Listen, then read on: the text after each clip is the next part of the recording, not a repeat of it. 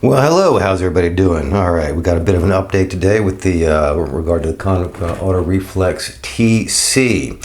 So the TC developed a bit of a light leak. You can see that on some of the images that I posted. I still posted the images to Flickr, but you can see some of that light leak on the album I have for this lens here, the Hexanon 135-35. Excuse me. All of my Flickr albums are organized by lens. So if you go to my Flickr page, you can see that all my, well, just everything I have is organized by lens.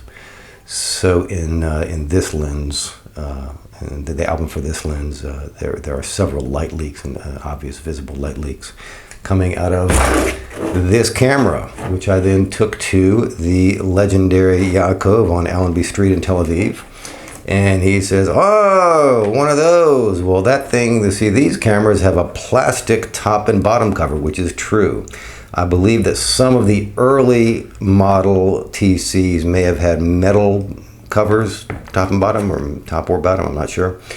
But most of them have plastic top covers and bottom covers, or top plates and bottom plates.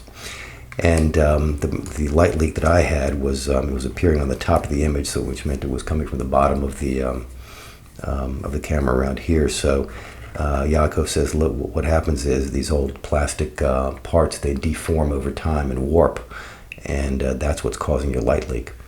And he says, yeah, just give it to me. I'll see what I can do with it. So he fixed it up, repatched. I'm not sure what the heck he did, but I just ran a roll of film through it and developed it, and no light leak. So that's the other thing I want to mention about the TC. One is well, I don't know if it has a propensity for light leaks, but the plastic construction does impose costs in terms of reliability, and that is one of the costs. And I'm not sure what Yaakov did to fix the light leak, but the last roll I put through did not have any leaks. So, and I wanted to mention that. So I put a roll of Pan 100, rated at box speed, which I then developed in Rodinal, and I shot that in this camera with this lens, and these batteries. So I was curious about the accuracy of the light meter, because the light meter does respond to light. And I just didn't know how accurate it was. I hadn't really, done anything scientific to determine that. So I loaded up these two alkaline batteries into the TC, which was originally designed for mercury batteries. Which, if you have a camera that takes a battery that looks like this, it was originally designed for mercury batteries. These are alkaline replacement cells. They output 1.5 volts as opposed to the mercury batteries, which output or used to output 1.35 volts. So I loaded up the TC with these two batteries and shot a roll of Pan 100. And the negatives came out a little thin. They were a little underexposed. Most of the images were still salvageable, and they should be up on my Flickr album for this lens. If not by the time you see this video, then very shortly thereafter. I should have those images up in the next few days. Most of them were, well, the negatives were a little thin. They were a little on the underexposed side. Only 2 or 3 images were too underexposed to do anything with. The rest of them were perfectly salvageable, but they were a little thin. And I know it was, well, I developed the Pan 100 from this camera in the same tank as a roll of Pan 100 that I shot in with the Nikon FM2 at a portrait shoot I recently did, and the shots from the FM2 came out perfectly in terms of exposure. So I know it wasn't a development issue. The TC is underexposing.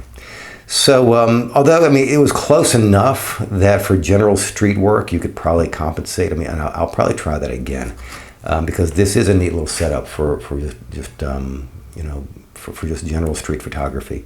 The 40mm lens is a great focal length. It's a 1.8 aperture. If there's a better lens for street photography, I'd like to know. But this thing is just fantastic. The TC is extremely lightweight. It's very small. It's about the size. I don't know about the weight comparison, but I think it's in the same ballpark as like the Olympus OM series and the Pentax M series cameras. So it's in that ballpark, and it's got a nice little pancake lens. It's really nice for street photography. So I just set it on automatic for the whole roll, and well, automatic here, like so. So I wanted to see how the meter would do, and it's working. It's a little off, but it's working, and I'm going to see if I can compensate reliably by just messing with the ASA dial. I'm not sure if that's a workable fix, or whether or not the distortion is logarithmic as opposed to linear in terms of the light reading. Anyway, so much for well, overthinking the problem. But there's my update on the TC. I don't want to do a full review of this camera until I've had a little bit more experience with it, and but you can look forward to that down the road in the near future. But those are a couple of issues that I've had recently, and but all in all, I do like this camera for the size and the weight, and especially with this lens.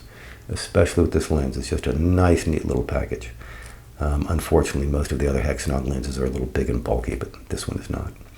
Okay, so that's what I got for you today. If you found this video interesting, informative, or amusing, please do like and subscribe, and check out the links below. Thank you so much. Take care. Bye-bye.